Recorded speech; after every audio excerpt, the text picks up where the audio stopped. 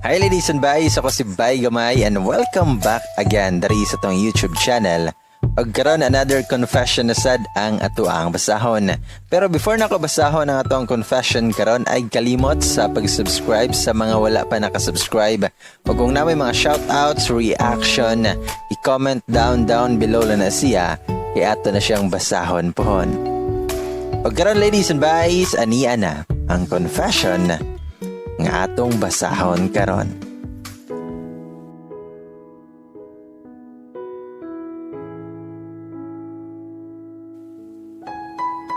To the girl I have made love with.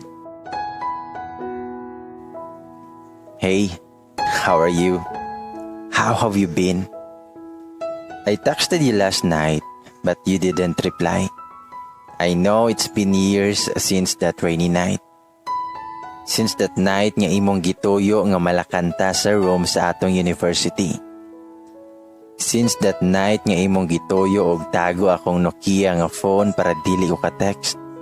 Since that night when you lied nga wala ka kabalo, nga nung wala ka pukawa sa imong mga friends kay natulog ka.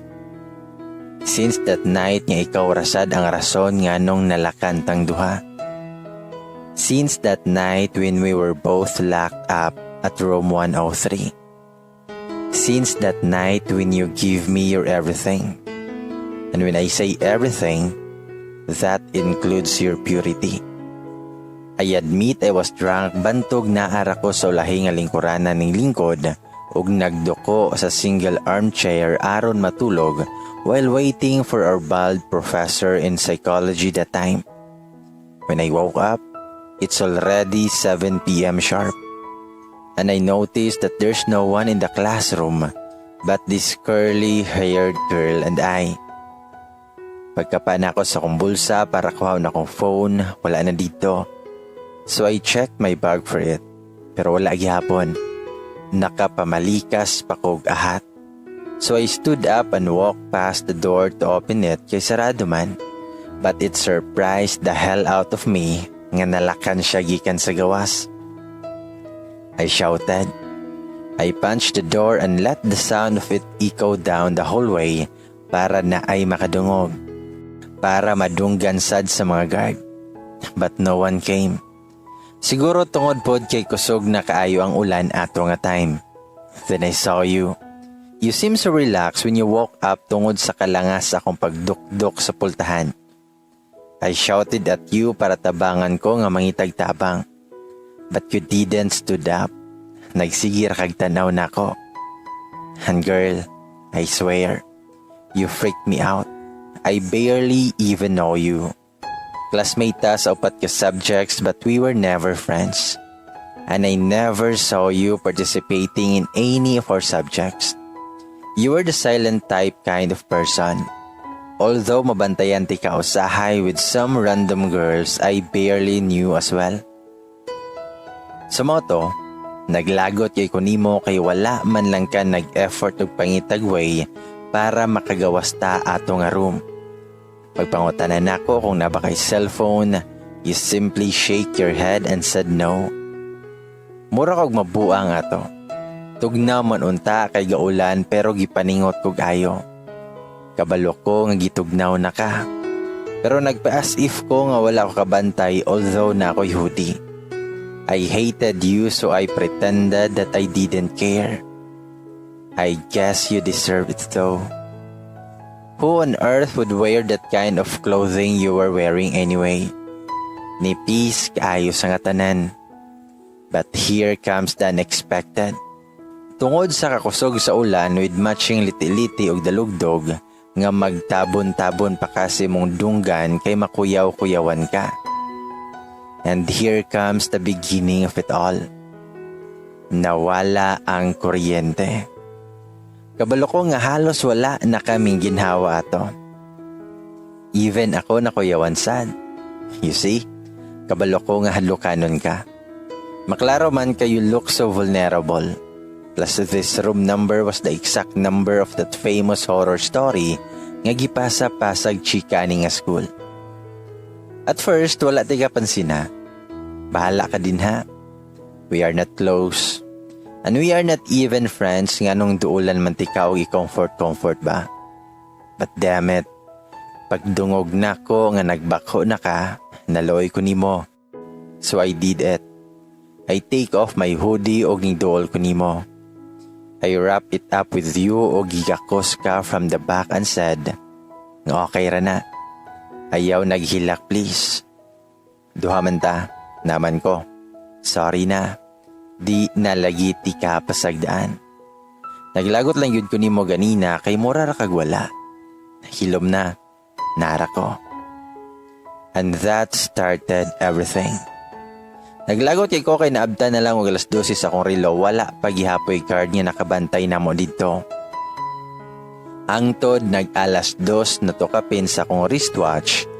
Kung unsay posisyon na to ganina, maora gihapon hangtod karon. Me hugging you samtang ikaw sad nagsuksok sa kuha. I don't know kung tungod ba to sa akong nainom o sa katugnaw sa panahon o sa imong sweet scent nga humot kayo, rason para ma-turn on ko. I tried my best to fight this urge of touching you. The rain poured even harder. Og mas ning tugnaw pa ang palibot bisag wala gaandar ang ceiling fan kay lagi ning brownout man og hangtod karon wala paghihapon ning balik. And I don't really know kung imuha ba tong sala tungod sa imong kalihukan nga imong nasangkilan ako ang thing down there. Ing tanaw ka na ako and I looked away. But when I looked back at you, you were still looking at me. We both stared at each other. Bisag dili kay nato makita ang usag-usa kay walay suga. Ug ang kahayag ra sa kilat ang nagdag kahayag nato ug ang hinay nga siga gikan sa akong relo. But I can sense the burning passion from the both of us. And so it happened. We had sex. But I didn't think of it that way. Para nako, we didn't have sex but we made love. You see, having sex is different from making love. I am so not into explanation, so I won't explain with its hows and whys. So after that night, magkakita ay lang gihapon ta everyday sa school. Kabalo ko nga na awkward ka and I don't want you to feel that way. I was not supposed to care. Just because you were a virgin doesn't mean you are special. But I guess your virginity doesn't make you special, but you yourself. You became a mystery to me. I tried to talk to you in any kind of way pero igo ra ka mo tanaw nako. Almost smilog slide. Are you shy? Ashamed of me or yourself or what? I didn't even notice nga little by little I became attracted to you. Believe me, I'm not that guy whom you think nga dali ra kaayo akiton or what. Taas kay kog standard when it comes to girls because I myself think that I'm one of them. You see, I'm gay. I'm a closet gay. And I don't even know why I'm attracted to you. Still attracted to you and will always be attracted to you. I approached you and I asked if we could be friends despite of what happened to the both of us that night. Nagduduha pa ka until you said yes. And so we became friends and little by little, we became close friends. Mas nailhanti ka of how weird you are. Of how you are addicted with books and cats. And how addicted you are with coffee as much as you are addicted with sunrise and sunsets. And how addicted you are with that Wattpad story nga that gay who catches my heart. Home you always wait late nights kung mag-post ba ang author kay lagi, mostly makadlaw na siya mag-update. On how you dip your fries sa imong sundae. Of how you love rain and tasting it with your own mouth. Of how good you are at singing but doesn't want to let the whole world knows it. Of how hypnotizing your brown eyes could be. I've known you. You were so weird. And it makes me feel attracted to you even more. And I've known you. You like me as much as I do. Your friends told me so. You see? I already know that it was part of your plan nga malakan tang duha sa classroom. It was your plan to be with me for a while. Your friends told me you already liked me since we were freshmen. Your friends told me you were into gays. Di ba dapat masuko man ko? Kay imuha man di ay gihapon tong plano. Except sa part nga ming brand out o sa part nga naay mahitapo natong duha. But guess what? Instead of having this urge nga sagpaon kag toda, mas ning samot na hinon akong guts nga itugan sa imuha kung unsa gyud tinuod.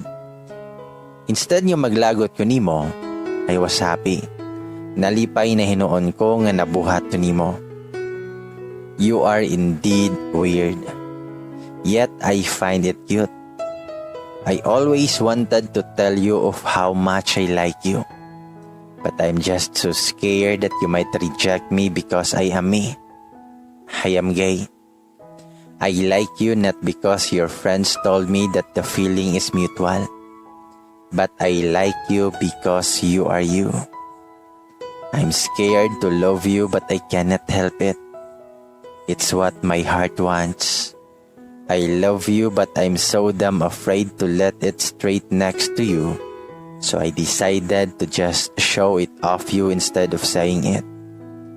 Then say actions are better than words. Pero nakalimot ko nga loading manday ka. You thought it was all just for the sake of friendship. Your friends told me you are confidently used to just being friends with me. Your friends told me nga you're good with just being friends.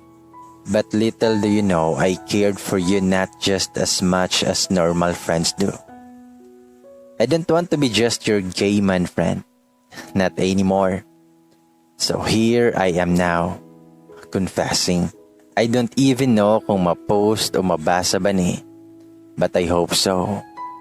I know you are into confessions. You love reading stuff. So to you, I'm sorry kung dili na ako maingon in person. Nagbinayot na sad siguro ko. But I really, really like you so much. So damn much.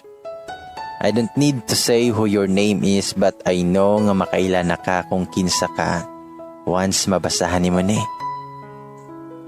I'm not good in words but there's this line nga ganahan kay ko sa story nga imong ginabasa karon. And I hope through these lines makasabot ka kung unsa akong gustong ipaabot sa imuha. So please lang besh, do not be loading this time. Yes, I am gay.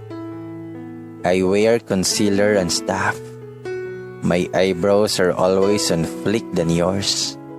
My voice is not masculine. The way I move is slightly feminine. I am sensitive about my skin color. I even act more feminine than you. I hate sunlight. I hate carrying heavy things.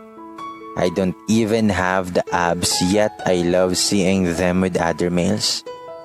I am gay. And I simply doesn't fall with any females. Until I met you. You just changed everything in a snap. I don't know what you did but you changed my perspective. Now, I'm in love.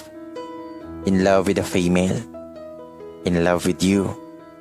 I'm in love with Leia Bendea. Even the universe wouldn't believe it, but I am truly in love with you. You captured my heart, so you must take your responsibility. Be my girlfriend. We will be graduating soon. Gahulat na ta nga mo paso. So let's graduate together. Let's take our chance together.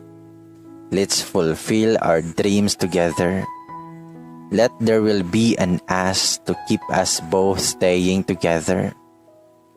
Let me be as Duha and you as Leia. Let me be your gay man for your life.